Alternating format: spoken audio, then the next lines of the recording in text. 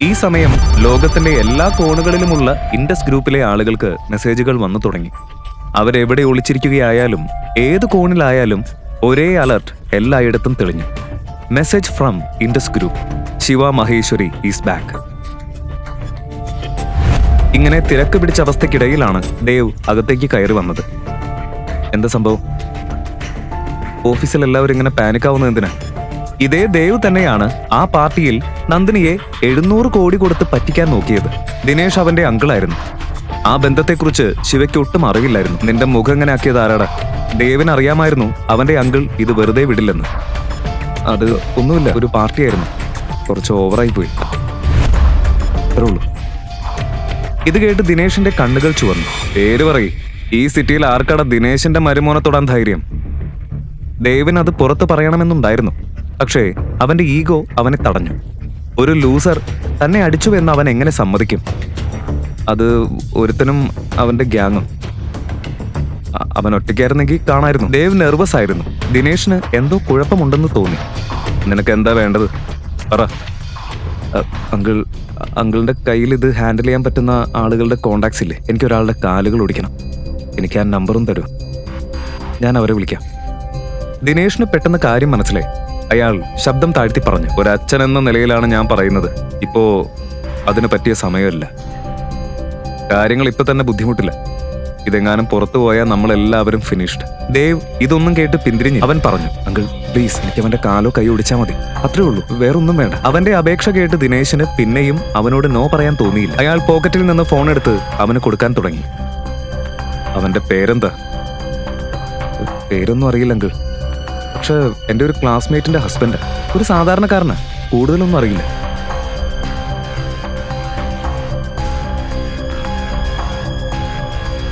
അവസാനമായി ഒരു കാര്യം കൂടി പറയാം. എന്തെങ്കിലും പ്രശ്നം ഉണ്ടായാൽ പിന്നെ ഞാൻ ഒന്നിനും കൂടെ നിൽക്കില്ല. റിമെമ്പർ, വേണ്ടാത്ത വല്ല പണിക്ക് നിന്നാ പിന്നെ നിനക്ക് ഇങ്ങനെ ഒരു അങ്കിളില്ല. ദേവ് എല്ലാം മനസ്സിലായതുപോലെ തലയാട്ടി അഭിനയിച്ചു. പിന്നെ മുറിയിൽ നിന്നും പുറത്തേക്ക് പോയി. പിന്നെ ഞാനിപ്പോ അവന്റെ കാല് തല്ലിടിക്കാൻ പോവല്ലേ? എനിക്ക് വേണ്ടത് അവന്റെ ശവമാണ്. ഈ ചിന്തയോടെ ദേവ് ദിനേശിന്റെ ഫോണിൽ നിന്ന് ഒരു നമ്പർ എടുത്ത് ഡയൽ ചെയ്തു. ഹലോ, ഒരു കൊട്ടേഷനുണ്ട്. എനിക്ക് ഒരുത്തന്റെ ശവം വേണം, പകരം 20 ലക്ഷം രൂപ നിങ്ങൾക്ക് തരാം. കോൾ കട്ട് ചെയ്തു. എടാ ശിവ, നീ പോലീസിന് രക്ഷപ്പെട്ടു. ഹെഡ് ഷോട്ടിൽ നിന്ന് നീ എങ്ങനെ രക്ഷപ്പെടും? താൻ ആരോടാണ് ഏറ്റുമുട്ടുന്നതെന്ന് ദേവിന് അറിയില്ലായിരുന്നു. സ്വന്തം പ്രവൃത്തികളെക്കുറിച്ച് യാതൊരു ബോധവുമില്ലാതെ അവൻ ചിരിച്ചുകൊണ്ട് അവിടെ നിന്ന് പോയി. അതേസമയം അങ്ങ് അകലെ ഗ്വാളിയാർ പാലസിൽ ഒരു കാർ ഇൻഡോറിലേക്ക് യാത്ര പോകുവാനുള്ള സജ്ജീകരണത്തിലായിരുന്നു. കൊട്ടാരത്തിന്റെ മാനേജർ രാജാവിനോട് വന്ന് പറഞ്ഞു, സർ, നാളത്തെ യാത്രയുടെ ഒരുക്കങ്ങളൊക്കെ പൂർത്തിയായി. രാവിലെ കൃത്യം 9 മണിക്ക് നമ്മൾ ഇൻഡോർ എത്തും. ആദ്യമായി അദ്ദേഹത്തിന്റെ കണ്ണുകളിലെ നീർത്തിളക്കം കണ്ട് മാനേജർ ചോദിച്ചു, സർ എന്തുപറ്റി? എന്തെങ്കിലും പ്രശ്നമുണ്ടോ? സാറിന്റെ കണ്ണ് നിറഞ്ഞിട്ടുണ്ടല്ലോ. സങ്കടമൊന്നും അല്ലടോ. ശിവയുടെ കാര്യം അറിഞ്ഞപ്പോ മുതല് എന്റെ ഈ സന്തോഷ കണ്ണുനീർ നിൽക്കുന്നില്ല. ഇത്രയും വർഷമായി ഈ നിമിഷത്തിനായി കാത്തിരിക്കായിരുന്നു ഞാൻ. അവനെ കണ്ടിട്ട് 3 വർഷം കഴിഞ്ഞു. ഇനി നാളെ വീണ്ടും അവനെ കാണാൻ എനിക്ക് ഭാഗ്യമുണ്ടാവും. മഹാദേവന്റെ കൃപ, ശംഭോ മഹാദേവ. അതേസമയം ഇൻഡോറിലെ ജയനഗറിൽ ഒരു 5 നക്ഷത്ര ഹോട്ടലിൽ ശിവ ചെക്ക് ഇൻ ചെയ്തു. മുറിയിലെത്തി അവൻ കട്ടിലിൽ വെറുതെ ഇരുന്നു. ഈ സമയം ശിവയുടെ മനസ്സിലൂടെ ഒരുപാട് ചോദ്യങ്ങൾ കടന്നു പോകുന്നുണ്ടായിരുന്നു.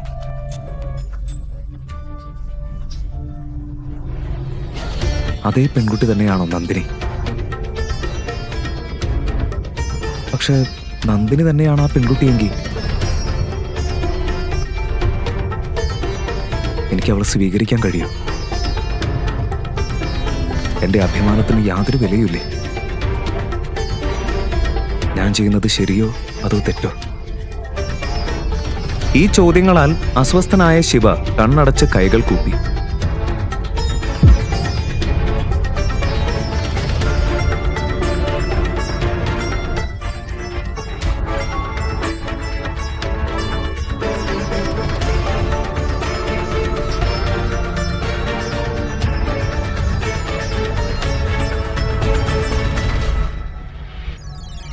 മഹാദേവ, ഇനിയെല്ലാം ഞാൻ അങ്ങയുടെ തീരുമാനത്തിന് വിടുന്നു. ഞാൻ എന്ത് ചെയ്യണമെന്ന് അങ്ങ് തന്നെ പറഞ്ഞാലും. അല്പം കഴിഞ്ഞ് കണ്ണുകൾ തുറന്ന് അവൻ സ്വയം പറഞ്ഞു.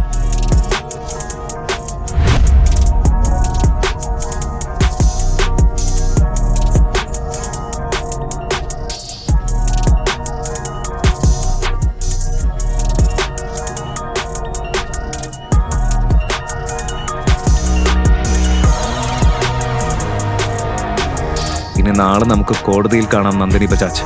അടുത്ത ദിവസം രാവിലെ നന്ദിനിയും യാഷും ഫാമിലി കോർട്ടിലേക്ക് പോകാൻ തയ്യാറായി നിന്നു. പക്ഷേ ശിവയെ അവിടെ എവിടെയും കാണാനില്ല. അവനെ തിരഞ്ഞ രേഖ പൂർണ്ണമായി കൺട്രോൾ വിട്ടുപോയ അവസ്ഥയിലായിരുന്നു. ആ ലൂസർ ശിവ എവിടെ പോയെന്ന് എനിക്ക് ഒരു ഐഡിയ ഇല്ല. ഡിവോഴ്സിന് അവൻ സമ്മതം മൂളിയതല്ലേ, എന്നിട്ടിപ്പോ പറയാതെ എവിടേക്കാ ഓടിപ്പോയത്? വിട്ടേക്ക് മോം, അവൻ ഇവിടെ ഇല്ലെങ്കിൽ കോർട്ടിൽ വരും. പിന്നെ എങ്ങനെയായാലും ഇന്നാ ഡിവോഴ്സ് എനിക്ക് കിട്ടും.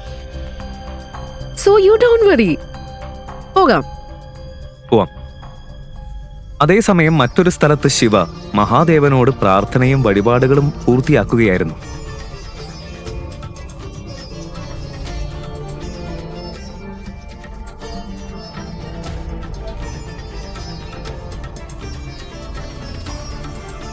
പ്രാർത്ഥന കഴിഞ്ഞ് പൂർണ്ണ സമർപ്പണത്തോടെ നിലത്ത് തൊട്ടു വണങ്ങി അവൻ ക്ഷേത്രത്തിൽ നിന്ന് പുറത്തിറങ്ങി. ഇന്ന് അവന്റെ മുഖത്തൊരു പ്രത്യേക തിളക്കമുണ്ടായിരുന്നു. ഇതുവരെ ഒരിക്കലും അനുഭവിക്കാത്ത ഒരു ശക്തി. അവനെ ചെറുതായി കണ്ട എല്ലാവർക്കും യഥാർത്ഥ ശിവ ആരാണെന്ന് കാണിക്കാൻ അവൻ ഒടുവിൽ തയ്യാറായി.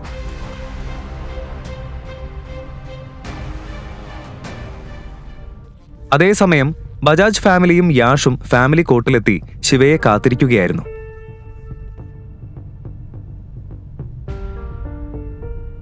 നന്ദിനി തന്റെ ലോയറിനോട് സംസാരിക്കാൻ പോയി. രേഖയും യാഷും ഒറ്റയ്ക്കായി.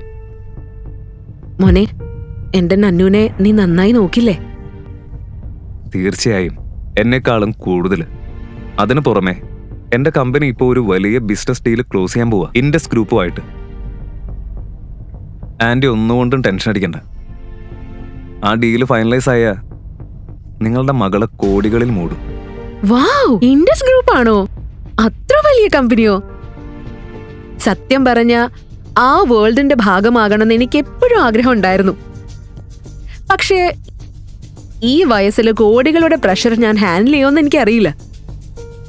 എനിക്ക് കുറച്ച് ലക്ഷങ്ങൾ മതി, സന്തോഷം.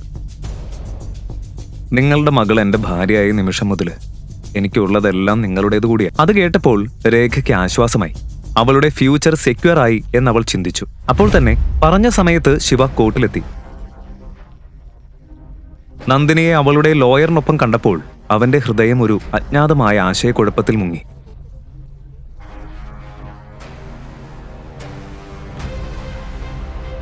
നന്ദിനി, അവസാനമായിട്ട് ഒരിക്കൽ കൂടി ഞാൻ ചോദിക്കാം, 12 വർഷം മുൻപ് നടന്നത് നിനക്ക് ശരിക്കും ഓർമ്മയില്ലേ? 12 വർഷം ഈ സെയിം പഴയ കഥ കേട്ട് എന്റെ ചെവി തിന്നല്ലേ?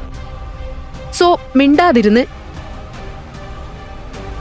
ഈ ഡാം ഡിവോഴ്സ് പേപ്പർ സൈൻ ചെയ്. ജീവിതം മുഴുവൻ കാത്തിരുന്ന നിമിഷം കിട്ടിയതുപോലെ അവൾ ആ ഡോക്യുമെന്റ്സ് അവന്റെ മുന്നിലേക്ക് നീക്കിവെച്ചു. Come on, do it. നീ എടുക്കുന്നത് ശരിയായ തീരുമാനമാണ് നന്ദിനി. ഈ ലൂസറിനെ ഒഴിവാക്കുന്നത് നിന്റെ ജീവിതത്തിലെ ഏറ്റവും നല്ല തീരുമാനം തന്നെ. വർഷങ്ങളായി ബജാജ് ഫാമിലിയുടെ അവശിഷ്ടങ്ങൾ കഴിച്ചാണ് നീ ജീവിച്ചത്. ഇനി എന്ത് ചെയ്യാനാ പ്ലാൻ? ശിവ ആ പേപ്പേഴ്സിൽ സൈൻ ചെയ്ത നിമിഷം തന്നെ ബജാജ് ഫാമിലിയും യാഷും അവിടെ നിന്ന് പാഞ്ഞുപോയി. അവൻ ഉള്ളിടത്ത് ഒരു നിമിഷം പോലും നിൽക്കാൻ അവർക്ക് താല്പര്യമില്ലായിരുന്നു. കോർട്ടിൽ നിന്ന് പുറത്തേക്ക് ഒരു 2 ചുവട് വെച്ചതേയുള്ളൂ. ഒരു ലക്ഷറി കാർ വന്ന് നേരെ അവന്റെ മുന്നിൽ നിർത്തി. വാതിൽ തുറന്നു. രാജകീയ ടർബൻ ധരിച്ച ഒരു പുരുഷൻ പുറത്തേക്കിറങ്ങി. ശിവയെ കണ്ട നിമിഷം അയാളുടെ കണ്ണുകൾ സന്തോഷത്തിൽ നിറഞ്ഞു. രാജാവിനെ കണ്ടതും ശിവയുടെ മുഖം തെളിഞ്ഞു. അവൻ മുന്നോട്ട് ചെന്ന് ആദരവോടെ അയാളുടെ കാൽ തൊട്ടു.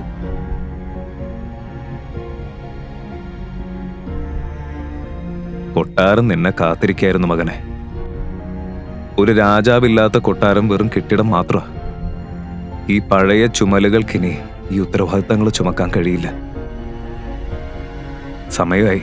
വീട്ടിലേക്ക് പോവാം.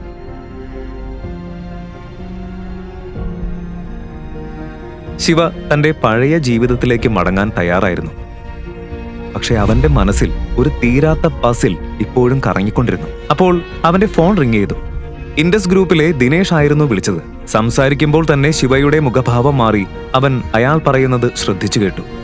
കോൾ കട്ട് ചെയ്ത് അവൻ ഡ്രൈവറിനോട് പറഞ്ഞു, ഇൻഡസ് ടവറിലേക്ക് വിട്, ഇപ്പൊ തന്നെ.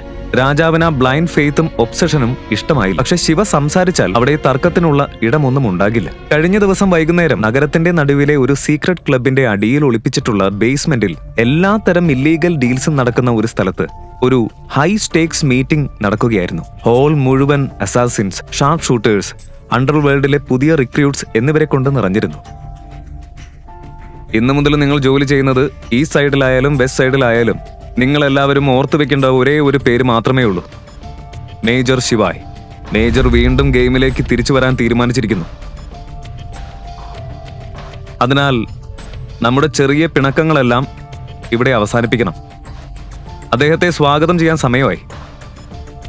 മേജർ നമുക്കെല്ലാവർക്കും വേണ്ടി ചെയ്തത് ഒരിക്കലും മറക്കരുത്. ആ മുറി മുഴുവൻ ആവേശം പടർന്നു. എല്ലാവരും മേശകളിൽ കൈകൊണ്ടടിച്ച് പൂർണ്ണ പിന്തുണയെ അറിയിച്ചു. പക്ഷേ പിന്നിൽ ദാഗയും തേജയും എന്ന രണ്ട് പുതിയ കില്ലേഴ്സ് ഒന്നും മനസ്സിലാകാതെ പരസ്പരം നോക്കി നിന്നു. ആരായാള്? ഇവരാരെക്കുറിച്ചാ പറയുന്നത്? നീ ആ പേര് ഇതിനു മുന്നേ കേട്ടിട്ടുണ്ടോ? ഒരു ക്ലൂ പോലും ഇല്ല. നോക്ക്, ഹെഡ്ഷോട്ട് അവിടെ നിൽക്കുന്നു, പോയി ചോദിക്കാം. ഹെഡ്ഷോട്ട് ഈ ബിസിനസ്സിൽ പഴയ ആളായതുകൊണ്ട് ഉത്തരം അയാൾക്ക് അറിയാമായിരിക്കും എന്നായിരുന്നു അവരുടെ വിശ്വാസം. ഹെഡ്ഷോട്ട്, ഞങ്ങളെക്കാൾ വളരെ മുൻപ് നിങ്ങൾ ഈ മേഖലയിലുള്ള ആളല്ലേ? ഈ മേജർ ശിവായ് ആരാണെന്ന് നിങ്ങൾക്കറിയോ? ദൈവമേ, ഈ പാർട്ടി ഇപ്പം നടക്കുന്നില്ലായിരുന്നെങ്കിൽ നിങ്ങളുടെ രണ്ടുപേരെയും ജീവനോടെ മണ്ണടക്കുമായിരുന്നു. നിങ്ങൾക്ക് എത്ര ധൈര്യം ഉണ്ടായിട്ടാ ഇത് ചോദിച്ചേ? 5 വർഷം മുൻപേ എന്താ നടന്നതെന്ന് അറിയില്ലേ? അതാണ് ഞങ്ങൾക്ക് അറിയേണ്ടത്. 5 വർഷം മുൻപ് ഒരു പൂർണ്ണ സൈക്കോ അണ്ടർവേൾഡിനെ കീറി മുറിച്ചു.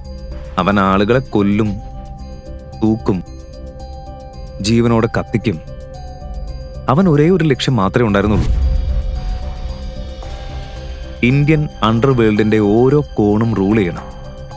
പക്ഷെ ഒരു പഴമൊഴി ഉണ്ടല്ലോ, ഓരോ വില്ലനും അവനെ താഴെ ഇറക്കാൻ ഒരു ഹീറോ വേണം. നമ്മുടെ കഥയിൽ ആ ഹീറോ ഒരാളാണ്, മേജർ ശിവ. മേജർ എത്തിയ നിമിഷം അദ്ദേഹം ആ മനുഷ്യനെ പൂർണ്ണമായി തകർത്തു. ഒരു രാത്രി കൊണ്ട് തന്നെ അവന്റെ എംപയർ മുഴുവൻ പൊളിച്ചു. ഇന്നും എനിക്ക് ഓർമ്മയുണ്ട് അദ്ദേഹത്തിന്റെ കഴുത്തിലിരുന്ന ആ രുദ്രാക്ഷമാല. പിന്നെന്ത് സംഭവിച്ചു? അദ്ദേഹം എല്ലാവരെയും പൊടി പോലെ പറത്തി. ഞാൻ എൻ്റെ സ്വന്തം കണ്ണുകളുകൊണ്ട് കണ്ടതാ. 735 പ്രൊഫഷണൽ കില്ലേഴ്സിനെ അദ്ദേഹം ഒറ്റ ആയുധം പോലും ഉപയോഗിക്കാതെ വീഴ്ത്തി. അന്ന് ഞാൻ തെറ്റായ ഒരു കൂട്ടത്തിലായിരുന്നു. നിരപരാധികളെ കൊല്ലുന്ന ഒരു പിശാച്. മേജർ എന്നത്ര ക്രൂരമായി അടിച്ചു. ഈ മുഖത്ത് ഈ മാറാത്ത പാട് അദ്ദേഹം തന്നതാ. ആ അടി തന്നെയാണ് എന്നെ മാറ്റിയത്. ഞാൻ വിശ്വാസിയായി. അവൻ മഹാദേവന്റെ തന്നെ ഒരു അവതാരം പോലെ. നമ്മളെപ്പോലുള്ള അഴുക്കുകൾക്കും അവൻ കരുണ കാണിച്ചു. ഈ പാട് അവനെ ഓർമ്മിപ്പിക്കുന്ന ഒരു അടയാളമാണ്. ദാഗയും തേജയും വാക്കുകളില്ലാതെ നിന്നു. അങ്ങനെ ഒരു മനുഷ്യൻ സത്യത്തിൽ ഉണ്ടായിരുന്നു എന്നത് അവർക്ക് വിശ്വസിക്കാൻ പറ്റിയില്ല. സീരിയസ്ലി, ഒരു കള്ളക്കഥ പറഞ്ഞ ഞങ്ങൾ വിശ്വസിക്കുന്നു കരുതിയോ? നിങ്ങൾ അവൻ ഒരിക്കലെങ്കിലും കണ്ടിട്ടുണ്ടോ? അല്ലെങ്കിൽ നേരിട്ട് കണ്ടുമുട്ടിയിട്ടുണ്ടോ? ആ കറുത്ത രാത്രിയിൽ ഒരൊറ്റ സിംഹം മുഴുവൻ ഹൈന കൂട്ടത്തെ നേരിട്ടു. മനസ്സിലായോ? ഒക്കെ ഓടുന്നു. ഓ ബോസ്,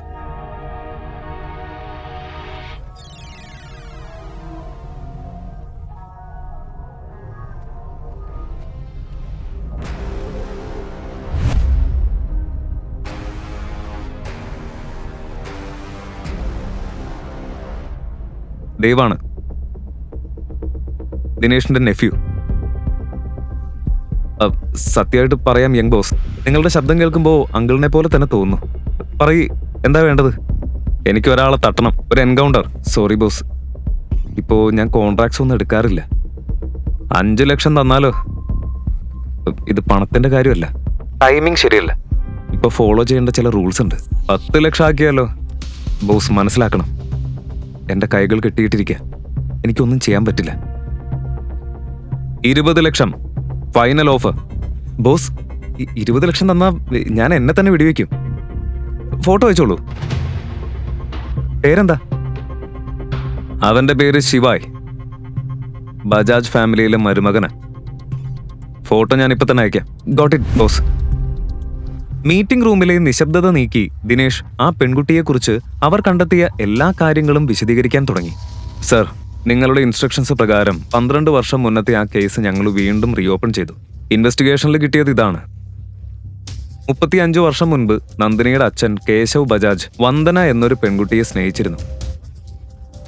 പക്ഷെ അവള് ദരിദ്രയായതിനാൽ കേശവിന്റെ അച്ഛൻ രഘുവീർ ബജാജ് അവനെ രേഖയുമായി ബലമായി കല്യാണം കഴിപ്പിച്ചു.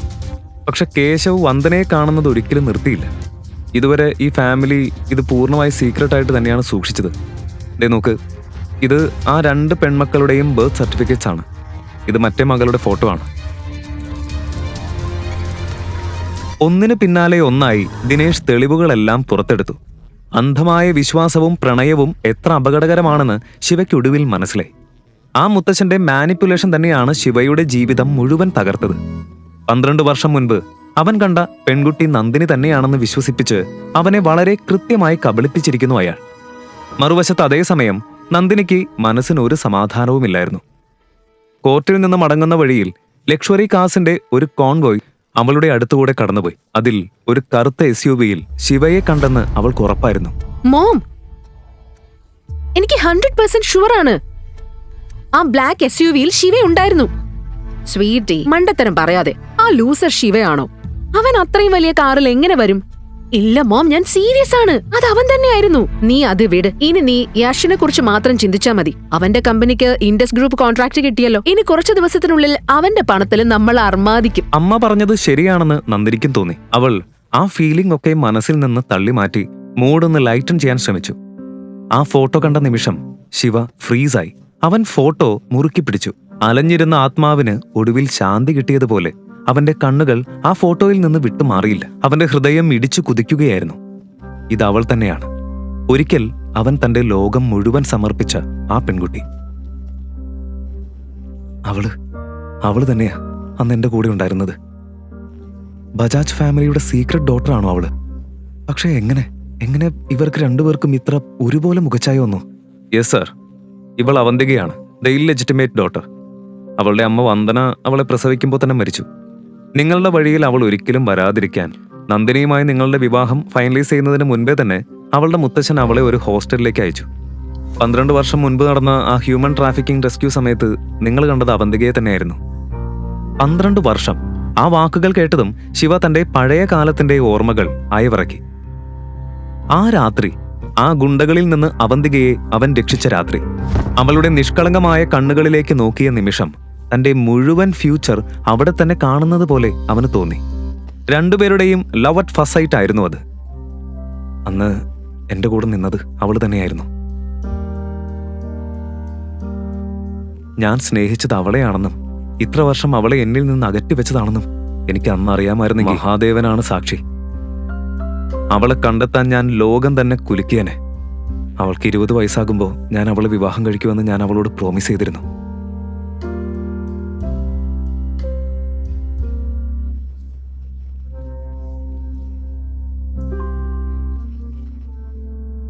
നിനക്ക് 20 വയസ്സാവുമ്പോൾ ഞാൻ തിരിച്ചു വരും. ഞാൻ പ്രോമിസ് ചെയ്യുന്നു. ഞാൻ നിന്നെ കല്യാണം കഴിക്കും. പക്ഷേ എനിക്കെന്റെ വാക്ക് പാലിക്കാൻ പറ്റിയില്ല. ഇന്ന് നീ എന്റെ ജീവൻ രക്ഷിച്ചു. ഇനി മുതൽ മഹാദേവനോട് ഞാൻ ഓരോ ദിവസവും പ്രാർത്ഥിക്കും, എത്രയും വേഗം നിന്നെ എന്റെ അടുത്തേക്ക് തിരിച്ചു കൊണ്ടുവരാൻ. റിയാലിറ്റിയിലേക്ക് തിരിച്ചു വന്ന ശിവ തന്നെ നിയന്ത്രിച്ച് ദിനേശിന്റെ നേരെ തിരിഞ്ഞു.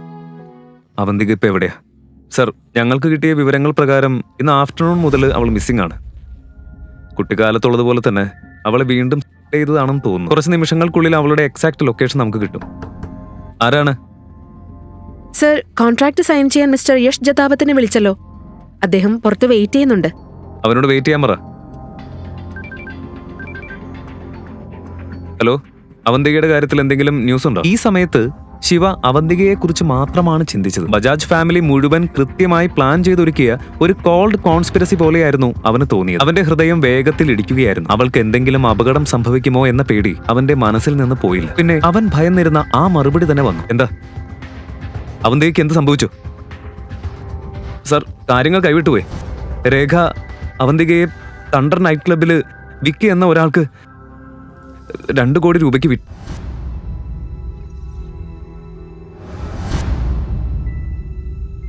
വിറ്റോ? ശിവയ്ക്ക് ആ പേരറിയാം. വിക്കി ഏറ്റവും താഴ്ന്നതിൽ താഴ്ന്ന ഒരു മനുഷ്യൻ. പണം കൊണ്ടും പവർ കൊണ്ടും സ്ത്രീകളെ ഒരു വസ്തുവെന്നതുപോലെ വാങ്ങുന്ന തലതെറിച്ചവൻ. ആ സ്ത്രീകളുടെ നിസ്സഹായതയിൽ അവൻ രസിക്കും. വെറും കാമത്തിന്റെ ഇരയായി മാത്രം അവരെ കാണും.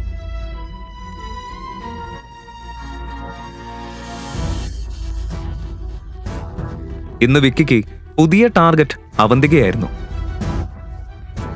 പട്ടിണി കിടക്കുന്ന ഒരു നായയെ പോലെ അവൻ അവളെ നോക്കിയിരിക്കുകയായിരുന്നു. അവന്തികയ്ക്ക് അപകടം മനസ്സിലായി. അവിടെ നിന്ന് ഓടിപ്പോകാൻ അവൾ പല വഴികളും തേടി. പക്ഷേ വിക്കി അവളെ വിടാൻ തയ്യാറല്ലായിരുന്നു. അവൾ എന്തെങ്കിലും പറയുന്നതിന് മുൻപേ, നോക്ക്, എനിക്ക് പോലീസും ബുദ്ധിമുട്ടൊന്നും വേണ്ട. ഈ ഡീല് നിന്റെ റെസ്പോൺസിബിലിറ്റിയാ. ഡെലിവറി നീ തന്നെയാണ് ഉറപ്പാക്കേണ്ടത്. മറുവശത്ത് രേഖ പുഞ്ചിരിച്ചു. ഇനി ഈ പെൺകുട്ടിക്ക് പേരില്ല, ഐഡന്റിറ്റി ഇല്ല, ഒന്നുമില്ല. വിക്കി പറഞ്ഞത് കേട്ട് അവന്തിക പേടിച്ചു വിറച്ചു. അവൾ മുഖം തിരിച്ച് വസ്ത്രമൊന്ന് ശരിയാക്കി അവനിൽ നിന്ന് മാറിയിരിക്കാൻ ശ്രമിച്ചു.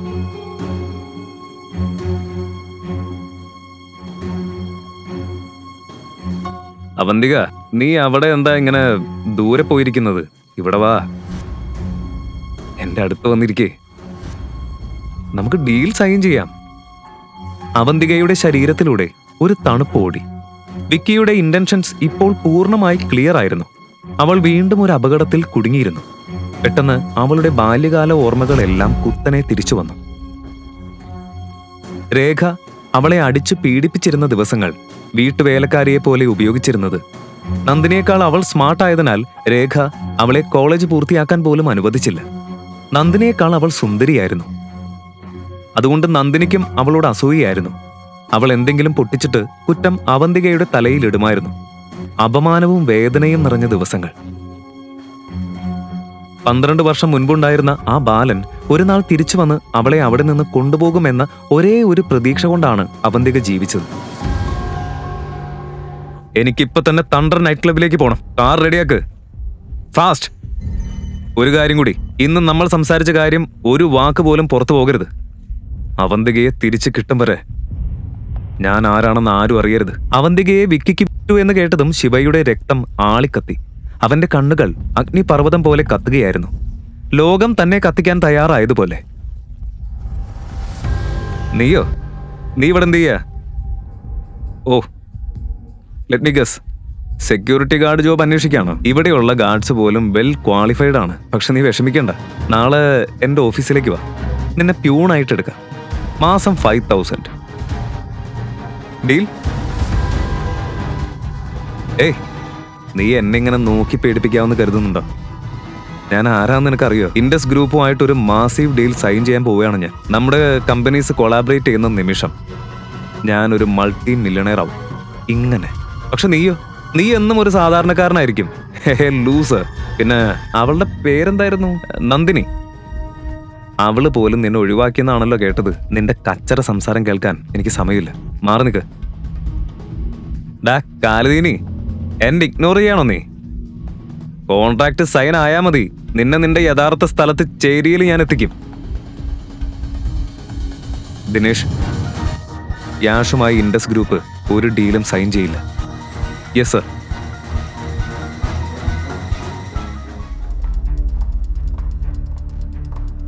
എക്സ്ക്യൂസ് മീ, മിസ്റ്റർ ദിനേഷ് ഇപ്പോൾ ഫ്രീ ആണോ? ഞാൻ കോൺട്രാക്ട് സൈൻ ചെയ്യാൻ റെഡിയാണ്. മിസ്റ്റർ ദിനേഷ് ഓർഡർ ഇട്ടിട്ടുണ്ട്.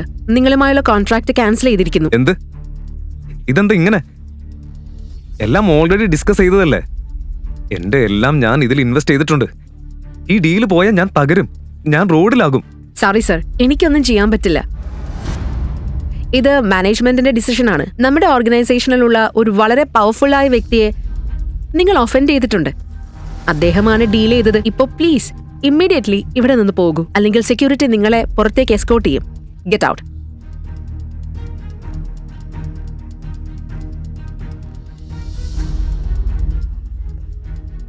ആരായിരിക്കും അത്? ശിവയാണോ? No way. അവൻ നന്ദിനിയുടെ എക്സ് അല്ലേ? അവൻ അങ്ങനെ ഹോൾഡ് ഉണ്ടാവില്ലല്ലോ. യാഷിന്റെ തല കറങ്ങി. കഴിഞ്ഞ 2 ദിവസത്തിനുള്ളിൽ അവൻ പവർഫുള്ളായ ആരെയെങ്കിലും ക്രോസ് ചെയ്തിട്ടുണ്ടോ എന്നോർത്തു. ഇല്ല, ശിവയൊഴികെ ആരുമില്ല. തലപൊട്ടി ആലോചിച്ചിട്ടും അവനൊന്നും മനസ്സിലായില്ല. അതേസമയം ശിവായി പാർക്കിംഗ് ലോട്ടിലെത്തി. ഫുൾ സ്പീഡിൽ കാർ എടുത്ത് പറന്നു. ഒരു സെക്കൻഡ് പോലും ഡിലേ ആയാൽ അവന്തികയുടെ ജീവൻ പോയേക്കാം എന്ന് അവൻ അറിയാമായിരുന്നു. Relax mister Dev, don't. ഇന്ന് തന്നെ ആ ആളെ ഗെയിമിൽ നിന്ന് ഞാൻ പുറത്താക്കും. നീ ആ പറഞ്ഞത് കേട്ടാ മതി. ഇനിയെങ്കിലും എനിക്കൊന്ന് ഉറങ്ങാൻ പറ്റും. ഓക്കെ. നഗരത്തിന്റെ മറുവശത്ത് ദേവ് തന്റെ റിവെഞ്ച് ആസ്വദിക്കുകയായിരുന്നു. മഹാദേവ, എന്ത് സംഭവിച്ചാലും പ്ലീസ് അവന്തികയെ സേഫായി കാത്തോളണേ. ശിവ ആക്സിലേറ്റർ പൂർണ്ണമായി ചവിട്ടി. എഞ്ചിൻ ഗർജിച്ച് കത്തിക്കൊണ്ടിരിക്കെ നഗരത്തിലെ ഓരോ റെഡ് ലൈറ്റും തകർത്തുകൊണ്ട് അവൻ തണ്ടർ നൈറ്റ് ക്ലബിലേക്ക് പാഞ്ഞു. അതേസമയം ഇൻഡസ് ഗ്രൂപ്പ് ഹെഡ്ക്വാർട്ടേഴ്സിൽ നിന്ന് യാഷ് പുറത്തേക്ക് തള്ളി വീണതുപോലെ ഇറങ്ങിയപ്പോൾ അവന്റെ മനസ്സ് പൂർണ്ണമായി കറങ്ങുകയായിരുന്നു. ആരെയാണ് താൻ ഒഫൻഡ് ചെയ്തത് എന്ന ചിന്തയിൽ അവൻ പേടിച്ചു വിറച്ചു. യഷ്, ഡീൽ സൈൻ ചെയ്ത് കഴിഞ്ഞോ? മറക്കരുത്, നന്ദിനിയുടെ ബർത്ത്ഡേ അടുത്ത് വരിക. എല്ലാ എംപ്ലോയീസിനെയും ഇൻവൈറ്റ് ചെയ്യണം, എസ്പെഷ്യലി മിസ്റ്റർ ദിനേശിനെ. നന്ദിനിയും ദിനേശും തമ്മിൽ ഒന്ന് മാച്ച് ആയി പോയാ അത് നമ്മൾ എല്ലാവർക്കും ഗുണം തന്നെയാകും. I mean professionally speaking. Okay, വേറെ അർത്ഥത്തിൽ എടുത്തേക്കരുതേ. മിണ്ടാതിരിക്കെ, നിങ്ങൾക്ക് ബുദ്ധിയില്ലേ കിളവി? ഡീൽ ഡെഡ് ആണ്, അത് ക്യാൻസൽ ചെയ്തു. ഇത്ര തുറന്ന ഡിസ്റെസ്പെക്റ്റോടെ രേഖയോട് യാഷ് സംസാരിക്കുന്നത് ഇതാദ്യമായിരുന്നു. പക്ഷേ എങ്ങനെ? അത് ഓൾറെഡി പറഞ്ഞുറപ്പിച്ച ഡീലല്ലേ? എനിക്ക് എങ്ങനെ അറിയാനാ? ഞാൻ ആകെ തകർന്നിരിക്കുക. റോഡിൽ ഇറങ്ങേണ്ടി വരും. ഇതിന്റെ ഇടയിലാണോ നന്ദിനിയുടെ ബർത്ത്ഡേ? കത്തിക്കയറിയ ദേഷ്യത്തിൽ അവൻ ഫോൺ പൊട്ടിക്കുന്നത് പോലെ അടിച്ചു വെച്ചു. കണ്ടോ, യഷും യൂസ്ലെസ് തന്നെയാ. അവന്റെ ഡീല് നടക്കാതെ പോയി. എന്ത്? ക്യാൻസൽ ചെയ്തോ? അപ്പൊ മിസ്റ്റർ ദിനേശ് ബർത്ത്ഡേ പാർട്ടിക്ക് വരില്ലേ? പിന്നെ കമ്പനി സേവ് ചെയ്യാൻ വേണ്ട 2 കോടി നമ്മൾ എവിടെ നിന്ന് കണ്ടെത്തും?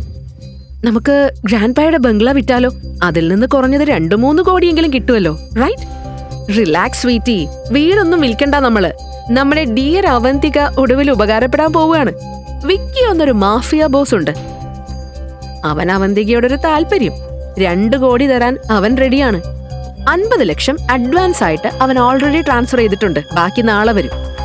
പിന്നെ നീ ഇനി യഷിനെ കുറിച്ച് ചിന്തിക്കണ്ട. അവനില്ലെങ്കിൽ മറ്റൊരാൾ. അടുത്ത തവണ ഞാൻ നിനക്ക് ഇൻഡോറിലെ ഏറ്റവും റിച്ച് ബാച്ചുലറിനെ തന്നെ കണ്ടെത്തി തരും. ഇന്റർനാഷണൽ കോർപ്പറേഷൻസിലുള്ളവൻ, ലോകം മുഴുവൻ തല ഉയർത്തി നിൽക്കുന്ന ആളെ. അത് കേട്ട് നന്ദിനിയുടെ മുഖം തെളിഞ്ഞു.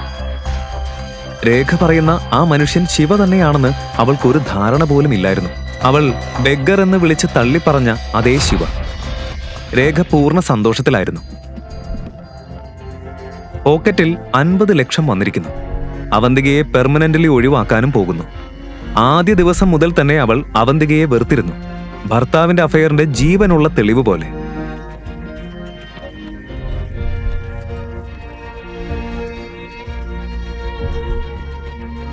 വർഷങ്ങളായി അവളെ ഇല്ലാതാക്കാൻ അവൾ ശ്രമിച്ചു.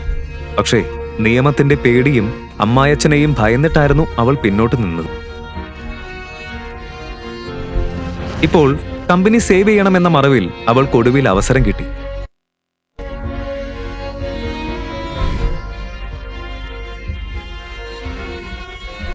പന്ത്രണ്ട് വർഷം മുൻപും അവൾ ഇതുപോലെ ഗുണ്ടകൾക്ക് അവന്തികയെ. പക്ഷേ ഭാഗ്യം കൊണ്ട് അവന്തിക രക്ഷപ്പെട്ടു.